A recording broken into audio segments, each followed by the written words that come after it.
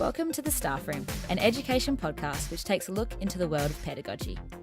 In this series, we meet educators far and wide to chat about teaching and learning and share outstanding practice. My name is Tessa Johnson, and I'm sitting here with Michael Royale, and we are coming to you from Corpus Christi College in Perth, Australia.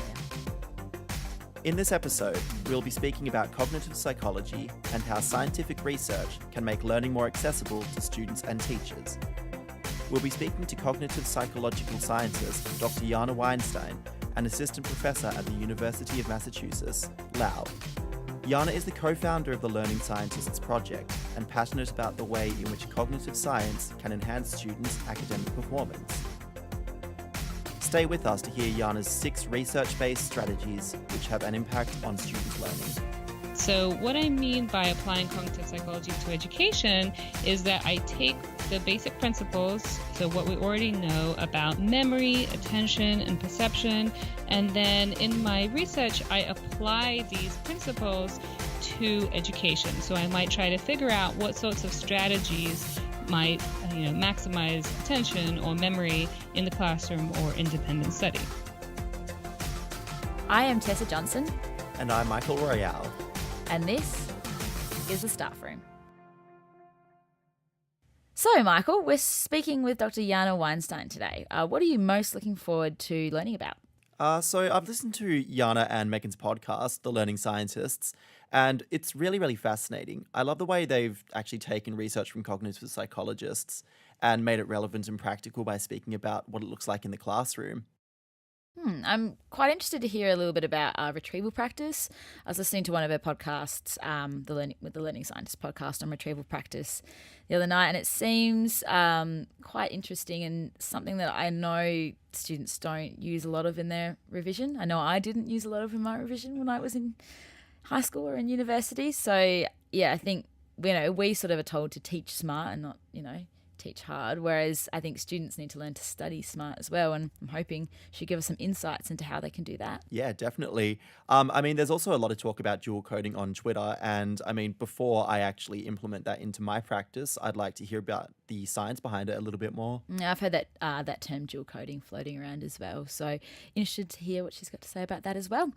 Shall we get started? Yes, we shall.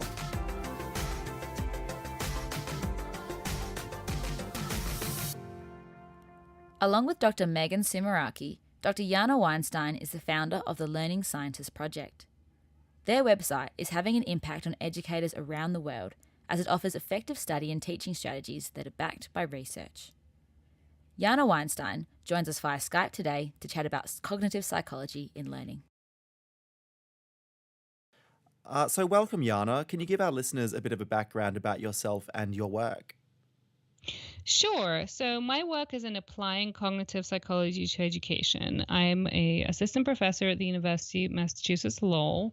And so what I mean by applying cognitive psychology to education is that I take the basic principles, so what we already know about memory, attention, and perception, and then in my research, I apply these principles to education. So I might try to figure out what sorts of strategies might, maximize attention or memory in the classroom or independent study.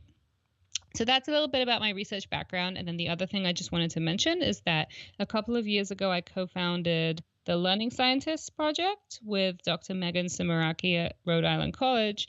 And so that project is all about bringing the science of learning, so the research that we do and others in our space do, bringing that research to teachers and students and parents all over the world.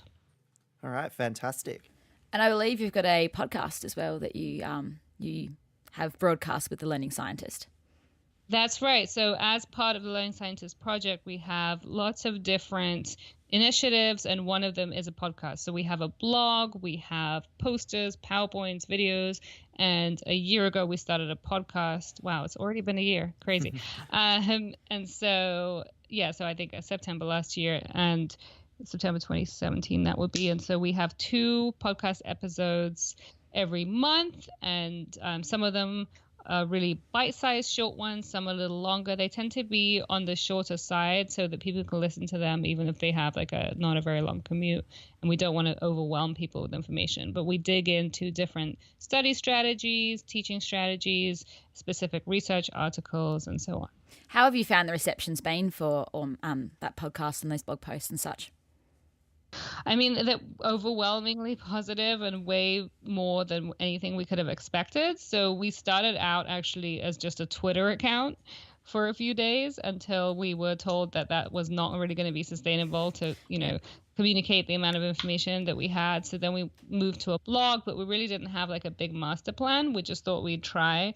And then because of the sustained interest, that's why we've grown and added all these other components to it, just because, something worked and then someone else wanted to fund another piece of it. So we added a podcast and, someone else wanted to fund something else. And so we kind of it's mushroomed, and the interest has just been, like I would say overwhelming, not really in a negative way, but in a like we cannot keep up with it sometimes way.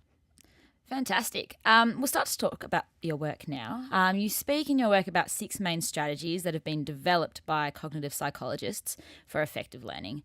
Could you tell us briefly what these core strategies are and how you identified them?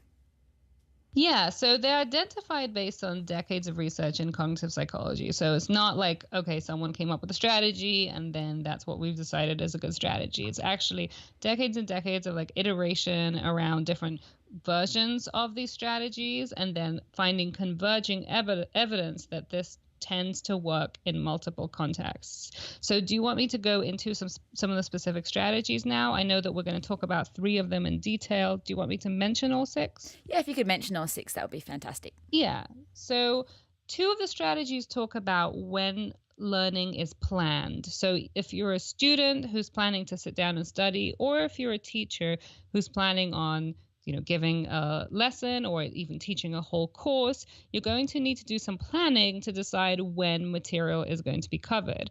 And the 2 strategies related to planning are spaced practice and interleaving. And so spaced practice, which I'll go into more detail later, that's about spacing out your learning over time, revisiting material rather than just sitting down and cramming, which a lot of students do, or, studying lots of material consecutively, but without going back and reviewing. And then interleaving is a little bit more complicated, but it's about switching back and forth between different kinds of things. And that can be helpful, particularly when, let's say, learning to do different math problems. You're going to have better long-term learning if you can mix it up and try different problems one after the other versus trying very similar problems one after the other. So interleaving is a more specific strategy, and maybe it works in fewer contexts or has more sort of caveats to it than spaced practice, but they're both related to planning. Then there's development of understanding. So these are going to be strategies that help students to really understand the material that they're studying. And there are 3 study strategies that go into that one. Those are elaborative interrogation. So elaboration in general, which is adding details to memories, but elaborative interrogation achieves that by asking how and why questions. Another strategy in this category of developing understanding is concrete examples. So using specific examples to illustrate abstract ideas and then figuring out how and why the examples illustrate the idea, also looking at counterexamples to see how they don't illustrate the idea. So that can really help to understand abstract material. And then finally, in that category of developing understanding is dual coding. So dual, spelled D-U-A-L. I know I pronounce it a bit differently depending on accent.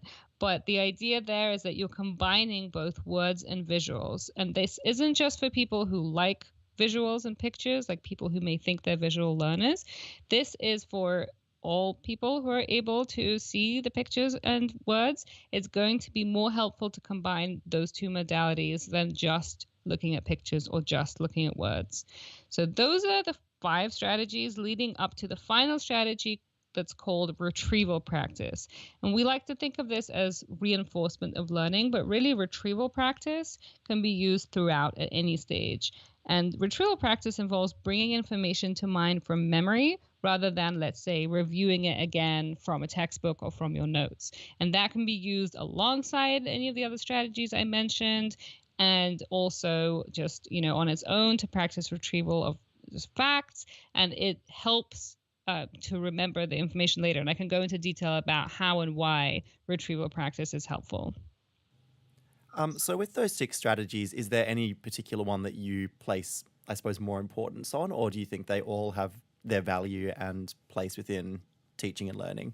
So for sure, there are 2 of them that kind of stick out as the gold standards in the field, because there have been so many different studies that reinforce their effectiveness, and those are spaced practice and retrieval practice. So spaced practice, which is the opposite of cramming, where instead of reviewing information over and over again in one session, you're reviewing it in separate sessions spread out over time. And then also retrieval practice, which is bringing information to mind from memory and practicing that retrieval, or, the withdrawing of the memory from your long-term memory. That actually builds the memories. And there, again, have been hundreds at this point of studies looking at this in different contexts. And so we have a pretty good sense that this is a strategy that is effective. It's not to say that the others are not effective. It's just that the others that are more contextually determined. So, there are more caveats and also more research needed. But these 2, space practice and retrieval practice, are really the ones that I feel that as a field we can sort of stand behind. I want to talk to you a little bit more about retrieval practice. I listened to your podcast on retrieval practice, and you sort of mentioned that retrieval practice is good for, applying information, but it's also when there's harder questions that sort of go beyond the information, it's very powerful there. Can you sort of explain that a little bit? Yeah, so I mean, it's a tricky one. What we're talking about here is the idea of transfer. So ideally, when we have students learning some information, we want them to be able to then use that information in a different context or with a different example or whatever. We don't want students just to be able to regurgitate the same thing that they studied in class. So that's known as transfer, and it's actually very difficult to achieve. One of the best ways to achieve transfer is to practice lots and lots of transfer. But there have been studies showing that practicing retrieval as compared to rereading, even just of facts, can help with application or transfer later. So just boosting that memory through retrieval practice, and also perhaps making the memory more flexible through retrieval practice, can then help students apply it in a totally new situation. So what are some examples of how teachers can implement retrieval practice into their teaching? Yeah, so that's a great question. There are many different ways, and some of them are kind of the traditional practice tests, right? So you could give students lots of practice tests, but not all of retrieval practice has to be in the form of a test. There are many different ways, ranging from, let's say, having students sit down and do a brain dump where they just write down on a blank sheet of paper everything they can remember studying in the last class or in the class they just did, or, last week. That would be a form of retrieval practice. It would be then good to do feedback. So to figure out, which of the things they wrote down are actually accurate, where are the gaps in the knowledge so that they can then study. But even the act of just bringing that information to mind and writing it down is going to be effective and helpful to later memory, as long as they can actually write something down. Like if you sit there and stare at a sheet of paper, not so much. So it has to be geared at the right level of difficulty. That's an important point. You can also do retrieval practice through games. So I have a colleague, Dr. Mika Wilford, who likes to do Jeopardy towards the end of the semester before final exams with her students. So the idea is just that the students answer retrieval practice questions, but it's done in the form of a game so that they find it more exciting and more fun. Probably she does too. So, that it doesn't have to be, again, any kind of formal test. It can even just be a conversation. So if you have kids, for example, and your kids come home from school and you're asking them what they learned, and then actually responding to you, which doesn't often happen, but if they do respond, then that's a form of retrieval practice, because they're having to remember something that they learned at school and then tell it back to you. So it can take many different forms. If you're a teacher, then exit quizzes are popular, where you just, sometimes they're called exit tickets, but you get students to respond to a few quick questions at the end of class. You could also do it at the beginning of class. And throughout class, you could just quiz them all the time. But, then you don't want the students to feel like they're always being quizzed. So you can mix it up with some games. We sometimes talk about it as hiding the broccoli in the brownies. Similarly, we can hide effective study strategies in fun, activities that don't seem like they're necessarily onerous or like a test. That's great. And I love that analogy of hiding the broccoli in the brownies. Yeah, that's Megan Simaraki's analogy. It's just so I don't appropriate, because we have to cite our sources. So that's awesome. Just want to make sure. I would happily eat both regardless. Moving on, you did touch on spaced practice, but how can it actually be combined with retrieval practice? Yeah, so spaced practice is one of those things that, you can't do at the last minute. It's not something that a student can decide to do the night before the exam. So really, students are going to need a lot of scaffolding or help with spaced practice. It doesn't come naturally just to people in general to plan ahead that much. But I think as teachers, we can plan ahead with the curriculum and make sure that we're revisiting topics. So one way to combine spaced practice with retrieval practice would be to have spaced quizzes or spaced retrieval practice games, or whatever you want to call them. So if in a particular class you're covering a topic, then at the end or at the beginning of the class, you might do retrieval practice on something that was covered a week ago, a month ago, or even longer, so that information is maintained in memory rather than just kind of doing a unit and then moving on, doing a unit and moving on. And also we want to talk to you about dual coding as well. So what does this mean, and how can we make the most of it with our students? So dual coding is this idea of combining pictures and words. And what that stems from is a theory that we actually process visual and verbal information in two separate channels. So this is a theory from the 1970s. But the idea is that if we have both a picture and a word, or a set of words, we can remember that information in two ways. And let's say you forget the verbal information, you might still remember the picture, and then the picture would cue the verbal information. Because obviously, if the student's writing a test, it may not be enough just to remember a picture, but the idea is that that's like another pathway to that memory. And so the way that this can be implemented is having diagrams, especially for information that lends itself well to diagrams or, maps or any kind of visual support. And the important thing to think about here is really the material itself. So some things just won't, render well as an image. And so maybe that's going to be harder. But some material is fairly abstract when it's written in words, but then is much more concretely represented as pictures.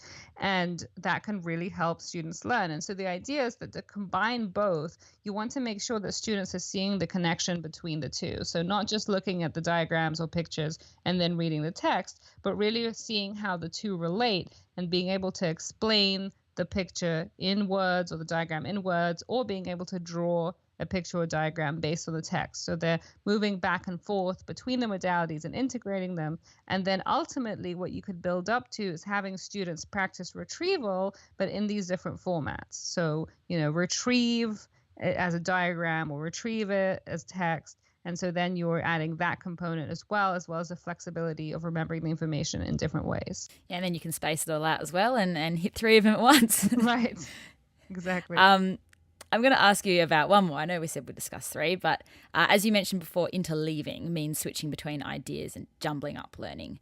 Can you explain why this is also a powerful technique and how teachers can use it? I could, and I will, but it's a tricky one. And I personally actually want to do more research into that one before really coming up with strong conclusions about it, because there's still so many unanswered questions. But I can tell you what has been done and what has been found. And what's been looked at is particularly with math or physics, problem solving, where you have to learn different techniques. So simple analogy, this isn't actually the research that was done because this would be on like 4-year-olds and 5-year-olds, but simple analogy is, let's say that your child is learning addition and subtraction. Are you going to give the child 20 addition problems and then later 20 subtraction problems? Or are you going to have them jump back and forth between subtraction and addition? And typically, actually, the study strategy or the learning strategy that's recommended is to block it and not go back and forth, because that's too confusing. But the thing is that if you measure long-term learning in a situation like that, and again, it hasn't been done with the 4 and 5-year-olds, but the equivalent has been done with 11-year-olds, 17-year-olds, and college students, just with harder material. If they're going back and forth between a few different things, a few different techniques, in the long run, they actually become better at those skills than if they're just blocking. And what happens with blocking is that you get to a false sense of mastery. So let's say that your child has done 20 addition problems, and by the time they did the last 10 of the 20, they were getting them all right because they got it down. And then they did 20 subtraction problems. The first few, they were kind of rusty, but then they finally got the hang of it and they learned to do subtraction. Well, if you bring them back the next day or the next week and you intermix a few different ones, they're not necessarily going to know which strategy goes with which symbol. But if during practice they were going back and forth between them, they would have had to figure out which strategy to use for which problem. It may have caused some errors, but then what tends to happen in these studies is that when they come back, they don't lose any of their learning. So they're as well able to switch back and forth as they were when they were learning it, whereas the people who did it blocked are kind of lost when they try to do the problems a few days later. I think that's really interesting to hear for teachers, because quite often we teach our units in blocks, don't we? So we'll teach, one particular concept in one block, and then we'll move on to the next, but then the test will be on all of them together. And then I think quite often we don't actually mix up the concepts that much in our own actual teaching. Yeah. So I think, that's definitely something that teachers can apply. So, Jana, you mentioned that you can use some of the 6 strategies together, but what's the most powerful way that students can actually do this? Well, you don't want to get too overcomplicated and try to just get as many strategies in as possible, because that would be potentially overwhelming, and that's not the goal. But we've already talked about using spaced retrieval practice, so that's 2 right away. And then you can do the different modalities, as you mentioned. And so that's dual coding with retrieval practice and space practice. Then it would be easy to bring concrete examples in there, because if you're retrieving different concrete examples, also creating some of your own new ones, but retrieving some of the ones that were presented in class to explain an abstract idea, then you're doing that.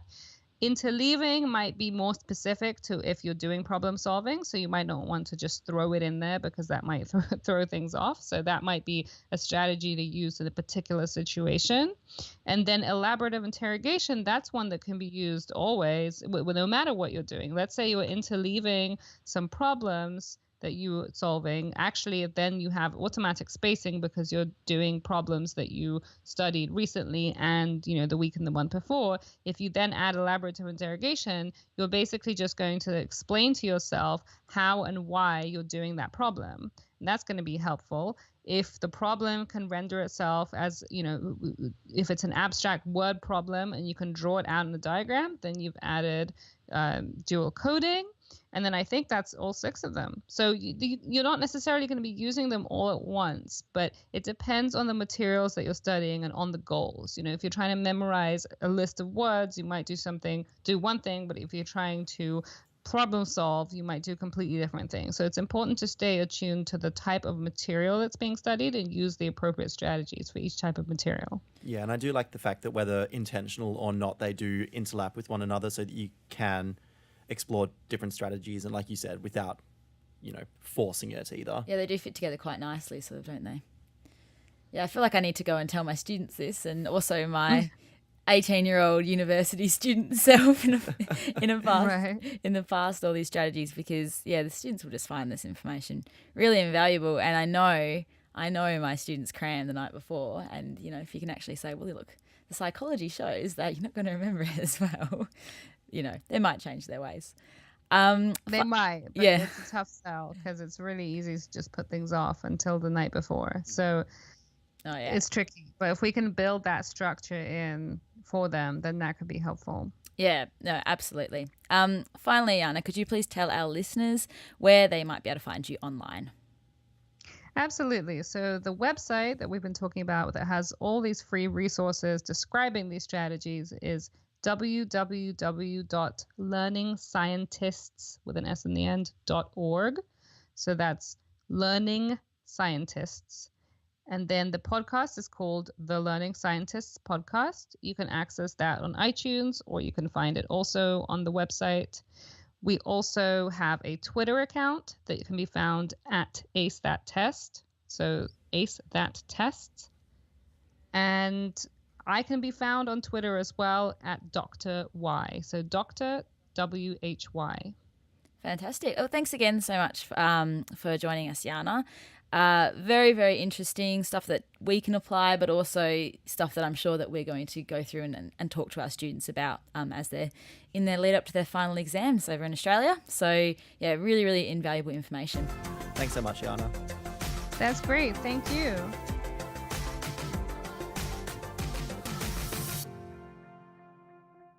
So, Tess, we've just spoken to Jana Weinstein, and what were some of the biggest takeaways that you had from what she had to say? I think all the strategies that she spoke about they all seem to really make sense, and I think they work together really well. Obviously, she talked quite a bit about retrieval practice, and what I like about retrieval practice, quite often a lot of the strategies we're given, it's quite an effort to sort of implement those into the classroom, and we have to really think about it in our planning. But the sort of strategies that she was describing are very, very quick and easy and don't necessarily need a lot of planning, but are so effective. So I love the terminology she used when she said coming in and doing a brain dump, because sometimes I feel like an assessment is a bit of a brain dump, onto a piece of paper, and then seeing how much they can remember and actually what they also need to add to that, rather than just rereading information and sort of reaffirming it, or even quizzes or exit passes, and very, very simple, easy things for us to prepare that is going to help them, so much in the long run, rather than, okay, read over your notes, reread over your notes, highlight your notes, just sort of, reaffirming content. How about you, Mike? Well, I thought interleaving was really interesting. On one of her podcasts, she does mention that she tried a strategy with her daughter where she had her fill out the entire addition section of a maths book and then the entire subtraction section, but then she didn't actually tell her daughter when she mixed up the two different styles, and then basically was allowed an idea of how her daughter was having to chop and change between two different approaches to maths problems. And I think it's a really powerful tool that we could use as teachers as well, especially in English, because quite often we are just teaching solely to a particular style or to particular content. So using something like interleaving would be really, really powerful in the classroom. Yeah, you think to your classes now and you think, okay, now we're teaching genre, now we're teaching theme, now we're teaching characterization. I mean, and English is one example, but you look at maths particularly as well. You look at one particular way of thinking, then another particular strategy, then another particular method.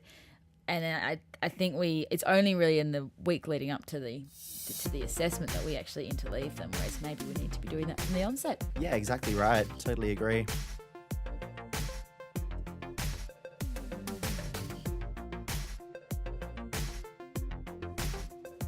Thanks so much for listening to The Staff Room, and thanks to our special guest, Dr. Jana Weinstein.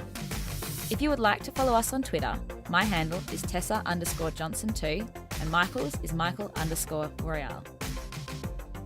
Please make sure to subscribe to our podcast on either iTunes or Stitcher, and feel free to leave a review and give us any feedback on the show. Listen out for our next episode of The Staff Room, which will be available shortly. I'm Tessa Johnson. And I'm Michael Royale. Until next time.